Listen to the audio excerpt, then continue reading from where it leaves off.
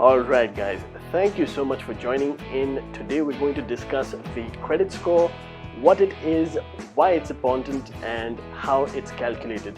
So stay tuned and watch the entire video. Go ahead and subscribe to the channel.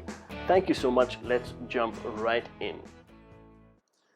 Alright, what is a credit score? To answer this question, we're going to jump on over to Investopedia. Alright, let's take a look at what Investopedia has to say about the credit score. So a credit score is a number ranging from 300 to 850, and in some countries 300 to 900, that depicts how worthy you are of credit. So basically, the banks, they prefer higher credit scores because then they know that you are less likely to default, and then the higher the credit score, the more likely you are to get a loan. To put it into perspective, the higher the credit score you have, the more credit worthy you are, because the less likely you are to default on the loan that's given to you. So banks, credit unions, and anybody that's lending you money or giving you a period of credit will trust you more based on your credit score. This also applies when you're looking at a new flat, looking to buy a car, or even getting a better monthly payment for your insurance.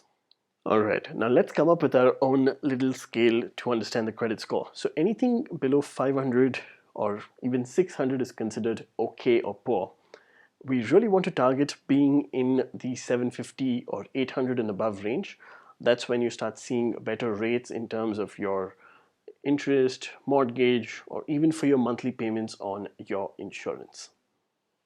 Alright, now let's say you're looking at buying a brand new home, you've scouted a few deals, and you've finally decided on a home that you want to purchase. So first thing, you go to the bank and you say, I'd like a loan on this property. What kind of interest terms and loan terms am I eligible for? The first thing that the bank does is they look at one of the credit bureaus and they say, give me Mr. X's credit information. So that's pulled by Experian, Equifax, or TransUnion. This report contains your credit score along with your payment history, along with the number of line of credit. Now that information will tell the bank how trustworthy you are, whether to give you a loan, and at what terms and what rate of interest to give you the loan. So the higher your score, the easier you get a loan to purchase that home. Alright, so let's once again look at the top 3 credit bureaus. Okay, so now in this article by Investopedia, you will see that they have noted Equifax, Experian, and TransUnion to be the top 3. Now, first thing is, let's say you're looking to get a loan for your house or to buy a car or make any purchase through loan. It's best to go ahead and bring your credit report from all 3 bureaus and then submit that to the bank. So the bank takes a look at that and then determines what your loan terms or payment terms are going to be. So typically these agencies are different than credit reporting bureaus. What they do is they assess a company or a country's ability to repay a loan, and that reporting determines an individual's credit score. Now let's understand the FICO score and the Vantage score. Now sometimes when you run your credit, you'll realize that there is a difference between your scores on different bureaus. Now that's because of the difference between the FICO and the Vantage. According to thebalance.com, there are multiple versions of the Vantage score and the FICO score. So let's look at the Vantage score 3.0, which was launched in 2013. They had the 300 to 850 range used by FICO, and the credit scores within that range are as follows.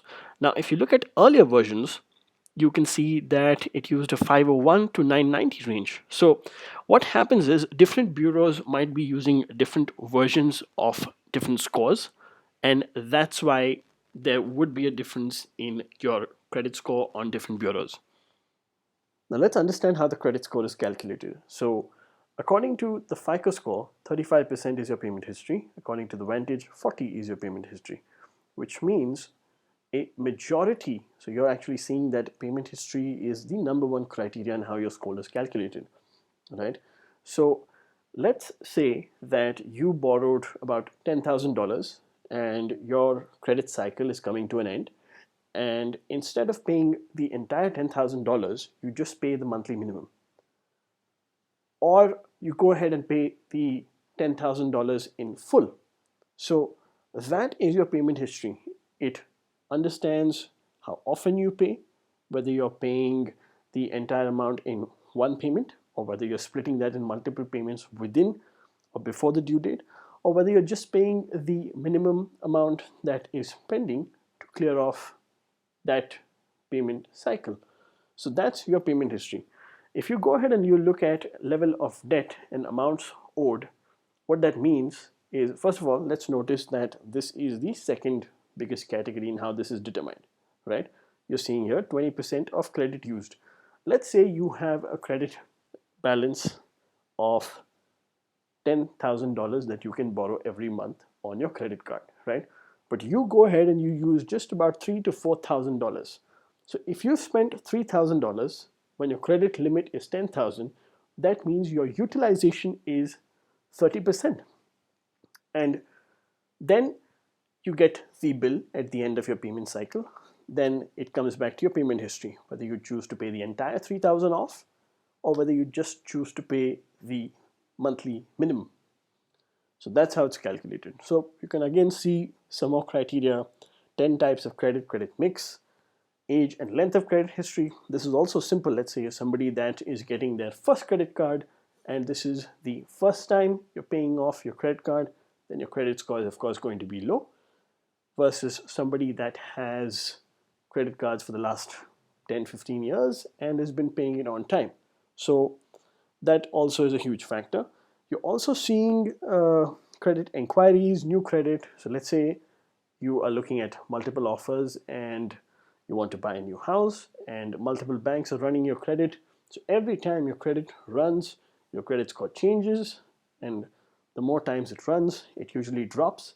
Sometimes it drops by a few points, sometimes it drops by a lot of points. So make sure your credit score is not run very, very often. If you go into the bank, you can actually take a printout or an e-copy of your credit scores from different bureaus, and you can take it and submit it to the bank so that they don't have to run your credit again and again. So that's something you can look at. What we're also seeing is credit and credit mix. So credit mix, just to keep it in simple words, let's say you've got multiple loans for different purposes. So let's say you've got a loan for your home, you've got a loan for your car, you've got a loan for maybe a smartphone, and you've got loans for multiple things, plus your credit card. That would be your credit mix. So all these factors together determine your credit score. And the difference between the Vantage score and the FICO score, that's what makes your credit score be different on different bureaus.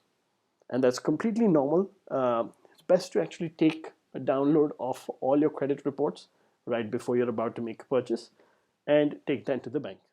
Now, of course, in order to establish more accuracy and calculate the risk of giving someone credit, these metrics keep on changing. So you can actually look at websites like the Balance or Investopedia, or just do a simple Google search to understand how the score is calculated. But a simple rule of thumb would be to pay off your credit card in full, pay it off as often as you can, and not take on debt that you cannot handle. Alright, now if you are new to the world of credit cards, establishing your credit history, and improving your credit score, here are a few things to do. First of all, let's understand why this is important. This is important because once you have a high credit score, you'll actually get much better deals at much lower payments on a lot of different things. In fact, having a high credit score is not only going to make it easy for you to get a loan or easy to get a new credit card, but it's also going to make it easy for you to get a lower interest or a lower monthly payment compared to what somebody would get if they had a lower credit score. And sometimes banks don't even offer credit cards or any kind of a loan for people with low credit scores. Alright, now let's see how to improve your credit score and actually establish a credit history. So if you're doing this the first time, doesn't matter which bank it is, what the offer is, but just go ahead and apply for a new credit card. So typically you can look for something that has a no annual fee, or typically something that can give you good reward or good cashback. Apply for the credit card, and getting the second credit card after that every 6 to 8 months becomes easy because you already have one credit card. So during that time, you develop discipline on using credit, on not borrowing too much against the credit limit of that card, and actually developing that discipline to go ahead and pay off that card in full, right? So every 6 to 8 months, you can apply for cards from different banks, just so you can also make use of better offers and different offers from different banks, because a lot of banks are giving good sign-up bonuses and good perks. So that's one. And second, it also establishes a good mix. So that's always there. Every 6 to 8 months, you can also call your bank and get them to increase your credit limit. This becomes easy when you have the discipline and when they see that your payment history is fine and you're paying off your cards in full. So that's actually rule number 5. Go ahead and pay your cards off in full. And once you increase your credit limit, your credit utilization won't be that high. In fact, it will fall a little bit. So that really helps. Also, you can cancel off some cards here and there. That's up to you if you're not getting a lot of perks. But you can go ahead and apply for new credit cards with better sign-up bonuses and actually use theirs. Use the perks for better lifestyle, or maybe travel, or better hotel statuses. So that's up to you. So sure.